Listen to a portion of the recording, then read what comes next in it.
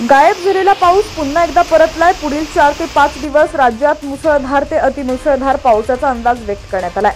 कोकणात पुढील 2 दिवस अतिमुसळधार पावसाचा अंदाज व्यक्त करण्यात आलाय।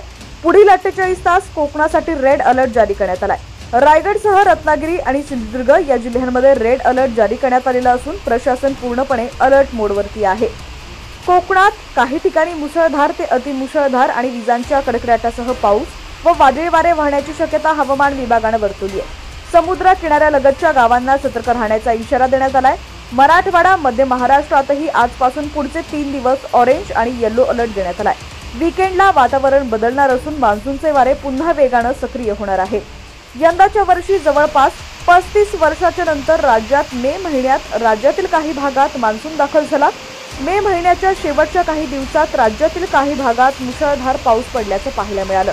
मात्र अजूनही संपूर्ण राज्यात मान्सून दाखल झाला नसून जून महिन्यात आपल्याला पाऊस थांबलेला पाहायला मिळाला। असं असताना आज आणि उद्या दक्षिण मध्य महाराष्ट्रातील काही जिल्ह्यात मुसळधार पावसाची शक्यता आहे। कोल्हापूर, सांगली, सातारा या ठिकाणी ऑरेंज अलर्ट असून इथं मुसळधार पाऊस पडण्याची शक्यता आहे। तर 14 जून नंतर राज्यात सर्वत्र पाऊस पडण्याची शक्यता असल्याची माहिती हवामान विभागाने दिलेली आहे। यावेळी हवामान विभागाचे हवामानशास्त्रज्ञ SD सानप म्हणाले की मागील काही दिवसांपासून राज्यातील काही भागात पावसाची उघडीप पाहायला मिळतेय।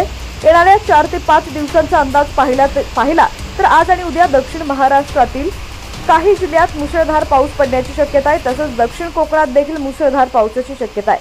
14 तारखेनंतर हलक्या ते मध्यम स्वरूपाचा पाऊस मध्य महाराष्ट्रात पाहायला मिळणार आहे।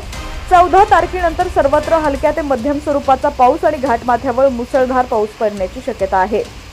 अजूनही राज्यभर पाऊस नसल्याने राज्यातील शेतकऱ्यांनी पेरणीची घाई करू नये असं आवाहन कृषी विभागाच्या वतीने करण्यात आलेले आहे। यावर सानप म्हणाले की मेच्या शेवटच्या आठवड्यात राज्यातील अनेक भागात चांगला पाऊस झालाय। यानंतर उघडीप पाहायला मिळाली।